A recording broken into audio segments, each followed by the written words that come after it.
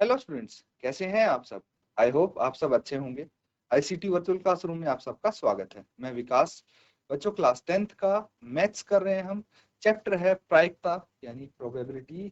और यहाँ पे हम टॉपिक वाइज जो प्रीवियस ईयर के क्वेश्चंस हैं आपके, उनको कंप्लीट करने वाले हैं, उनको सॉल्व करने वाले हैं।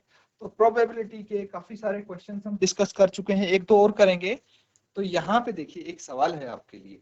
ठीक है, ये तो कर लिया था हमने, ये वाला सवाल है। तो यहाँ पे क्या है, ये 5 अंक के लिए आपका क्वेश्चन आ सकता है। कितने अंक के लिए? 5 अंक के लिए ये क्वेश्चन आ सकता है बच्चों। क्वेश्चन क्या है, एक पेटी में 30 डिस्क हैं जिन पर 1 से 30 तक की संख्याएं अंकित हैं। यदि इस पेटी में से एक डिस्क यदृच्छया निकाली जाती है तो इसकी प्रायिकता ज्ञात कीजिए कि डिस्क पर अंकित होगी 2 अंकों की एक संख्या। ठीक है। और दूसरा है एक पूर्ण वर्ग संख्या। तो जल्दी से इसको सॉल्व करेंगे। मैं बहुत ज्यादा क्वेश्चन को भी एक्सप्लेन नहीं कर रहा हूं, क्योंकि एग्जाम में जैसे आएगा आपको खुद ही सॉल्व करना है। एक बार वैसे ही प्रैक्टिस करते हैं। अब तो ये लगभग सारे क्वेश्चन कर लिए हैं। ये इस चैप्टर का लास्ट क्वेश्चन है इस टॉपिक का। फिर हम दूसरा टॉपिक भी इसी क्लास में स्टार्ट कर लेंगे। बहुत ही मजा आने वाले है बच्चों आपको। जल्दी से इसको सॉल्व कीजिए पहले, और जिसका आंसर आ जाएगा हैंड रेज करेंगे। तो ठीक है बच्चों, आंसर पूछने की बारी है। अब कौन बताएगा? आ गया होगा अब तो आंसर आपका। GHS धौलपुर, बेटा आप लोगों का आ गया होगा आंसर, है ना? सर पहले का आंसर है 7/10 वेरी गुड। और दूसरा दूसरे का बताइए, कोई सर बात नहीं, सर शाबाश। 2/15।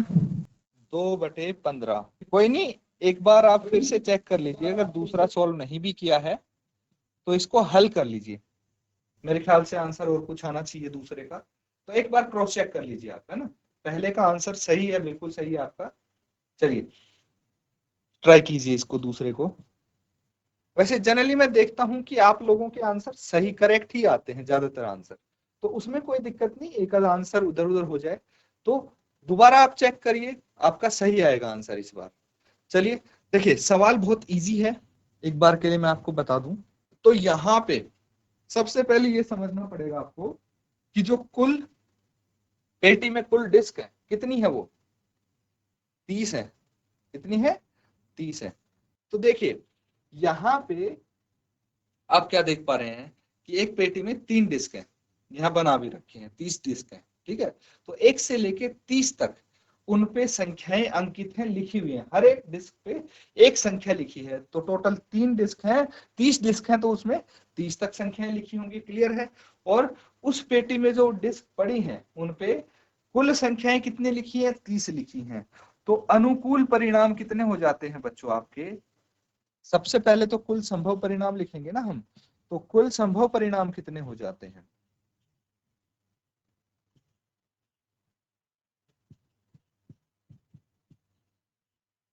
क्योंकि भाई 30, 1 से लेके 30 अंक अंकित हैं इन डिस्क पे, इसीलिए कुल संभव परिणाम भी 30 ही होंगे, है ना।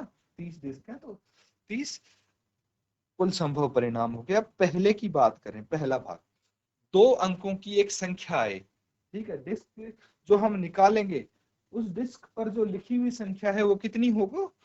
2 अंकों की एक संख्या। तो देखिए, जो हमारी कुल 30 संख्याएं हैं उनमें से 2 अंकों की संख्याएं कितनी है, ये पता लगाना बहुत जरूरी है। तो यहां से 2 अंकों की संख्या शुरू हो जाती है और यहां तक सारी संख्याएं 2 अंकों की है। तो ये सब आप काउंट करेंगे तो अनुकूल परिणाम है हमारे, है ना। तो अनुकूल परिणाम कितने होंगे?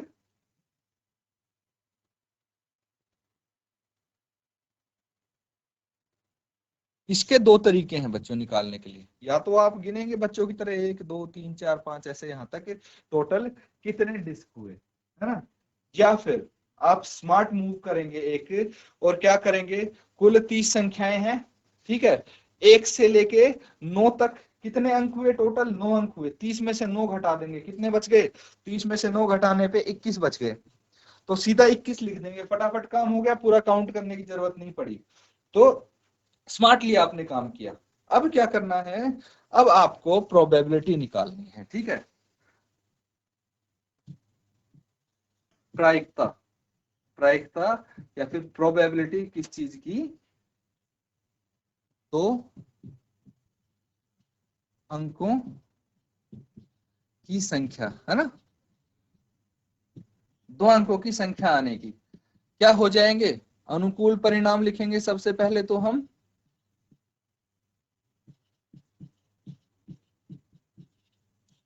बटे कुल संभव परिणाम।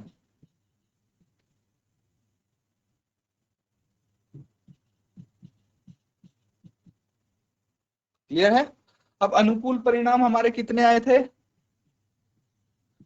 21। कुल संभव परिणाम 30 थे। 3 से भाग कर लेंगे, 3 सत्ते 21, 3 10 7/10 आ गया। ये आपका आंसर हो गया। देखिए अगर इसको पॉइंट में भी करेंगे तो 0.7 आएगा, 1 के और 0 के बीच में है ये प्रायिकता। ठीक है बच्चों, तो ये क्लियर है। अब मैं दूसरे का लिख लेता हूं, दूसरे के अनुकूल परिणाम कितने हैं। सेकंड पार्ट की अगर हम बात करें तो इसके अनुकूल परिणाम कितने हैं? एक पूर्ण वर्ग संख्या होनी चाहिए, ठीक है। तो एक पूर्ण वर्ग संख्या कितनी है, इसका आंसर सॉल्व करने से पहले मैं आपसे ही इसका आंसर पूछूंगा, लेकिन एक बार आप एक्सप्लेन कर रहा हूं मैं, उसको समझो आप, ठीक है। तो मुझे बताइए कि 1 से 30 तक, 1 से 30 तक जो अंक हैं उसमें पूर्ण वर्ग संख्याएं कितनी होंगी? 1 से 30 तक अंकों में पूर्ण वर्ग संख्याएं, मतलब ऐसी संख्याएं जिनको होल स्क्वायर बनता है। होल स्क्वायर क्या होता है बच्चों, समझना। जैसे 1 है, ठीक है, 1 है तो इसका क्या हो जाएगा, या फिर 4 है, ठीक है, या फिर 9 है, 16 है और 25 है, ठीक है। होल वर्ग संख्या ये होती है अगर इनका हम स्क्वायर रूट करें, ठीक है, स्क्वायर रूट करें तो कितना आ जाए भाई, स्क्वायर रूट हो जाए, ये है। जैसे 25 का स्क्वायर रूट कितना होगा, 25 का 5 हो जाएगा, है ना, और 16 का कितना हो जाएगा 4, 9 का कितना हो जाएगा 3, 4 का कितना हो जाएगा 2, और 1 का अगर हम 1 का करते हैं तो 1 ही रहता है ना, उससे तो कुछ फर्क नहीं पड़ता। तो टोटल हमारे पास ये आते हैं जो पूर्ण वर्ग बनाते हैं, ठीक है, इनको बोलते हैं कंप्लीट स्क्वायर। क्लियर है? तो यहाँ पे हमारे पास जो पूर्ण वर्गीय संख्याएं हैं वो कितनी है? 1, 4, 9, 16, 25। चलिए अब बताइए मुझे क्या आंसर आया है आपका। जीएचएस धौलपुर से दोबारा से हम बात करते हैं। जीएचएस धौलपुर बेटा, सेकंड पार्ट का दोबारा आपने एक बार ट्राई किया होगा आंसर, क्या आया बताइए शाबाश। Sir good morning sir. Good morning बेटा। सर दूसरे का आंसर है 1/6। 1/6, वेरी गुड। इस बार बिल्कुल सही आंसर आया आपका, 1/6। बैठ जाइए बेटा, शाबाश। चलिए कैसे आया है बाकी बच्चों के लिए एक बार हम सॉल्व कर लेते हैं कि यहाँ पे कुल संख्याएं हमारे पास कितनी होगी, 5 होगी, 6 होगी, 1 2 3 4 5, 5 होगी कुल संख्याएं। कितनी हो गई भाई? 5 हो गई। यानी हम ये बोल सकते हैं कि जो हमारे अनुकूल परिणाम है, अनुकूल परिणाम है वो कितने आ जाएंगे?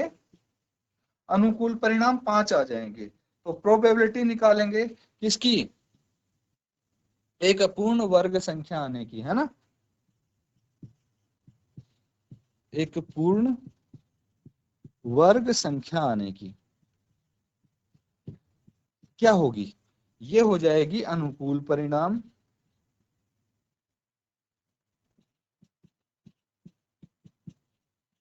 बटे कुल संभव परिणाम।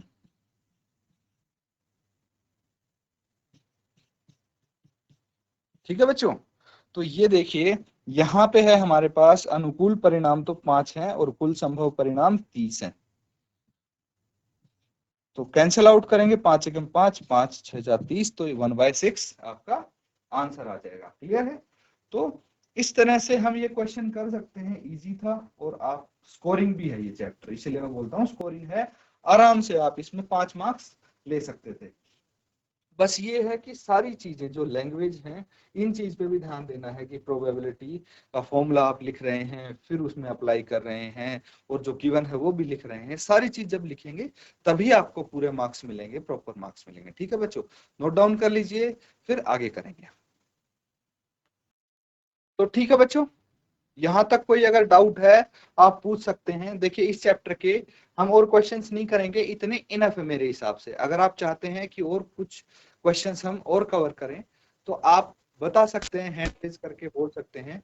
अगर और क्वेश्चंस आप करना चाहते हैं सेम चैप्टर से तो हम कर लेंगे, कोई दिक्कत नहीं। लेकिन मेरे हिसाब से इनफ क्वेश्चंस कर चुके हैं, बाकी हमें चीजें भी, बाकी टॉपिक्स भी हमें कवर करने हैं। तो अब जो टॉपिक हम करने जा रहे हैं वो है बच्चों, क्या होने वाला है? बहुपद।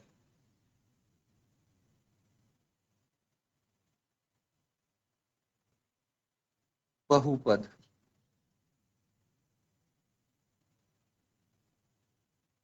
पॉलिनोमियल्स। ठीक है, पढ़ा होगा ये चैप्टर आपने। देखिए ये भी काफी हमारा जल्दी हो जाएगा, इसलिए मैंने पिक किया है। बहुत ज्यादा इसमें भी क्वेश्चंस करने की जरूरत नहीं है, कुछ टॉपिक्स हैं हम जो रिवाइज कर लेते हैं यहाँ पे। अब मुझे बताइए कि एक स्टैंडर्ड फॉर्म जो होती है,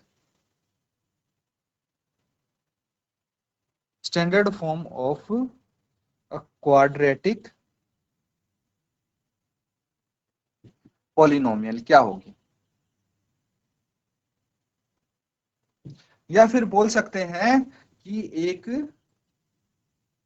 द्विघात, द्विघात बोलते हैं, एक द्विघात बहुपद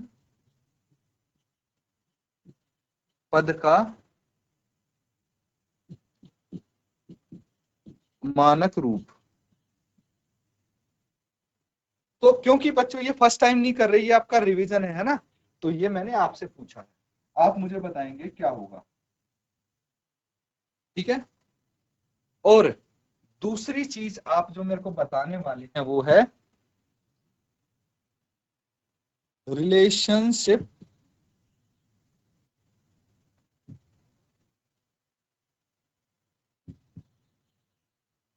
बिटवीन zeros of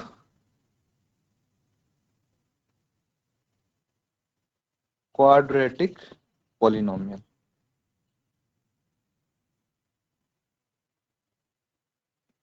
ठीक है, यानी एक द्विघात बहुपद के जो आपके क्या है, शून्यक हैं, जीरोज यानी शून्य की बात हो रही है यहाँ पे, ध्यान रखना। उनके बीच के जो संबंध हैं वो हम यहाँ पे डिस्कस करने वाले हैं। ठीक है, मान लीजिए एक शून्य को अल्फा मान लेते हैं, एक को बीटा मान लेते हैं। ठीक है, अल्फा और बीटा मान लेते हैं, इनके संबंध आप बताएंगे। अब मुझे बताइए कौन सा बच्चा बताएगा, शाबाश। इसका स्टैंडर्ड फॉर्म क्या होता है, कौन बताएगा? अगर किसी भी बच्चे को, अगर बेटा आपको पता है कि standard form of quadratic polynomial क्या होती है, बेटा आपको पता है जीएचएस धौलपुर मानक रूप क्या होता है इसका? अगर पता है तो आप बता सकते हैं, नहीं तो कोई दिक्कत नहीं, आई विल हेल्प यू। ठीक है, जीआईसी कोटियाल गांव, बेटा आप में से किसी को अगर पता है आप बता सकते हैं, शाबाश। इसका मानक रूप। Good morning sir. Good morning बेटा। सर सबसे बड़ी घात। हाँ वेरी गुड, बताइए आप मुझे। जैसे कोफिशिएंट तो उसका ऐसे मान लेते हैं घटते ए एक्स स्क्वायर, ये मैंने लिख दी पहली टर्म, इसके बाद क्या है? प्लस आ गई ना, हाँ plus plus B x very good plus plus C. बहुत अच्छे। अब इसके बीच का जो रिलेशन है वो पता है आपको, जो इसके शून्यक होंगे उनके बीच का और इसके जो कोफिशिएंट है इनके बीच का जो रिलेशन है।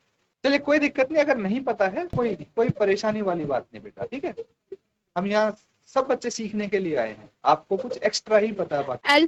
सर हाँ। अल्फा प्लस बीटा बराबर very good, minus B upon A. बहुत अच्छे, शाबाश। और दूसरा बताइए। अल्फा इंटू बीटा ठीक है, बराबर सी upon A. C upon A, बहुत अच्छे। क्या नाम बेटा आपका? निधि का। निधिता, बहुत अच्छे निधिता, मेरे को नाम याद है आपका, पहले भी आपने सही आंसर दिए थे। शाबाश, निधिता के लिए सब बच्चे तालियां बजाएंगे। वेरी गुड बेटा, सारे स्कूल्स बहुत अच्छे, कीप इट अप। तो देखिए ऐसा कुछ नहीं है, आपके बिल्कुल आंसर सही हो सकता, सामने आने की जरूरत है, आंसर्स देने की एक कोशिश करने की जरूरत है। तो यहाँ पे आपके सामने ये आ गए। अब देखिए मैंने ये चीज आपसे क्यों पूछी, क्योंकि जो इस चैप्टर में ज्यादातर क्वेश्चंस हमें देखने को मिले हैं, प्रीवियस ईयर्स क्वेश्चन, वो इसी सेगमेंट से आपको देखने को मिले हैं, इसीलिए मैंने सबसे पहले आपके सामने ये चीज रख दी। अब देखते हैं भाई, इससे क्वेश्चन देखने को मिले हैं तो कैसे। अब मैं क्वेश्चन लिखता हूं आपके लिए, वो आपको सॉल्व करके दिखाना है। चलिए क्वेश्चन नोट डाउन करेंगे सब बच्चे। यदि बहुपद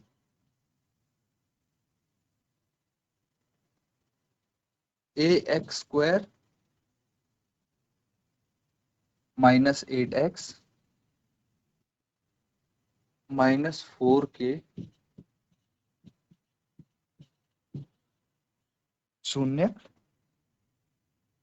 शून्यकों का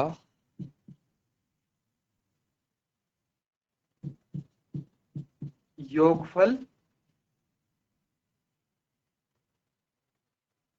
4 हो तो a का मान ज्ञात कीजिए।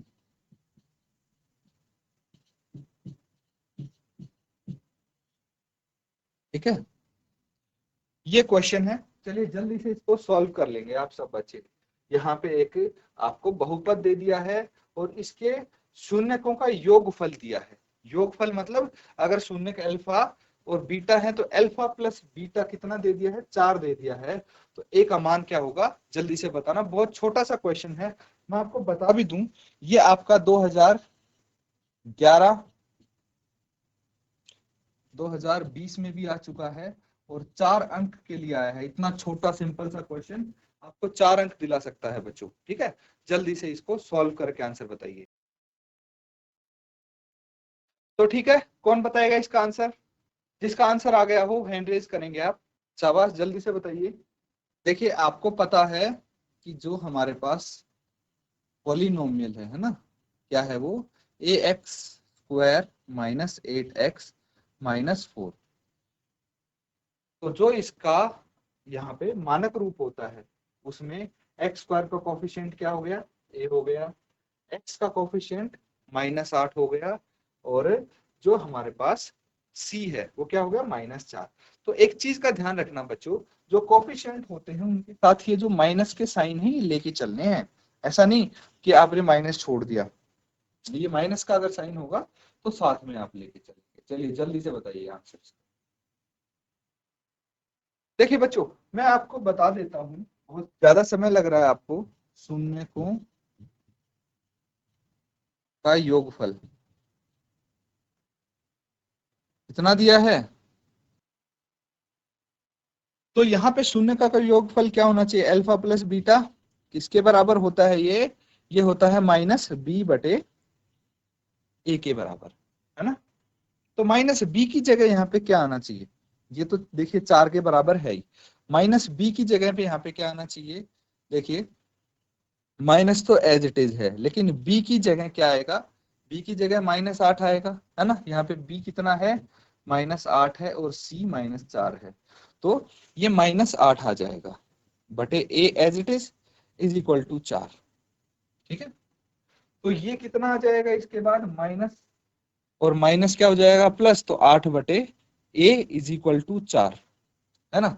यहाँ पे हम क्या करेंगे, क्रॉस मल्टीप्लाई कर देंगे, a is equal to 8/4 cancel out करेंगे, 4 दूनी 8, a इज इक्वल टू 2। तो ये आपका आंसर आ जाएगा, नोट डाउन कर लीजिए। तो सब बच्चों ने कर लिया है नोट डाउन? ठीक है, तो ये आपका चैप्टर है पॉलिनोमियल्स यानी बहुपद। इसको आप क्या करेंगे, रिवाइज कर लेंगे। इसका जो बेसिक कॉन्सेप्ट्स हमने सीखे हैं उनको अच्छे से रिवाइज करेंगे। आई होप सबने लिख लिया होगा। अगर किसी का छूट भी गया है तो आपके साथ वाले से आप देख सकते हैं, कोई दिक्कत नहीं है। अब देखिए, यहाँ पे ये चैप्टर शुरू किया है हमने, तो अगले सेशन में जब हम इसके क्वेश्चंस करेंगे तो आप आंसर फटाफट दे पाए, इसलिए आपको क्या करना पड़ेगा बच्चों, इसीलिए इन जो चैप्टर है इसके जो बेसिक कॉन्सेप्ट्स हैं, जैसे मैंने कुछ अभी दिखाए, अभी किए, तो पूरा अच्छे से रिवाइज करना है आपको, फिर आप क्वेश्चंस कर पाएंगे अगले सेशन में। इसी के साथ बच्चों आज का सेशन यहाँ पे हम एंड करते हैं। Thank you and have a nice day.